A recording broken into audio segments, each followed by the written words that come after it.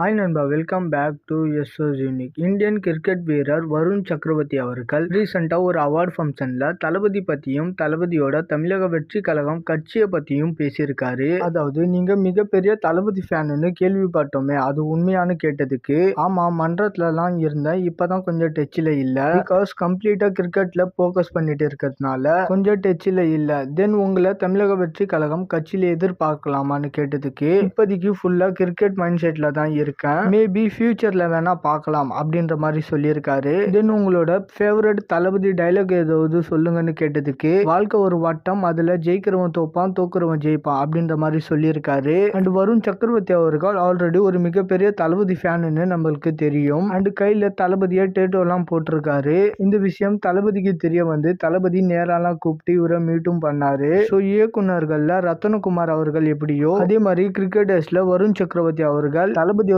ஒரு மிகப்பெரிய வெறியன். அண்ட் தளபதியை வச்சு படம் பண்றதுக்கு நான் கதைலாம் எழுதி வச்சிருக்கேன் அப்படின்ற மாதிரி சொல்லியிருக்காரு. அதுவும் அந்த கதையை கேட்டா தளபதி அரசியலை விட்டுட்டு திரும்பவும் சினிமாவுக்கே வந்துருவாராம், அந்த அளவுக்கு மாசான கதை அப்படின்ற மாதிரி எல்லாம் ஃபன்னா சொல்லியிருந்தாரு. அண்ட் வருண் சக்கரவர்த்தி அவர்கள் கிரிக்கெட்டுக்கு போறதுக்கு முன்னாடி சினிமால தான் ட்ரை பண்ணிட்டு இருந்தாரு. ஈவன் ஜீவா படத்துல கூட ஒரு சின்ன ரோல்ல இவரை பார்க்கலாம். அண்ட் இந்தியன் டீம்ல ஒரு நிலையான இடத்தை இவரு பிடிக்கணும்னு சொல்லிட்டு விஷ் பண்ணிக்கலாம். ஓகே நண்பா, இந்த மாதிரி தளபதி பத்தின அப்டேட் தெரிஞ்சுக்க மறக்காம எஸ்எஸ் யூனிக் சேனலை சப்ஸ்கிரைப் பண்ணி சப்போர்ட் பண்ணுங்க. இதோட வீடியோ முடிச்சுக்கிறேன். ஓகே, பாய்.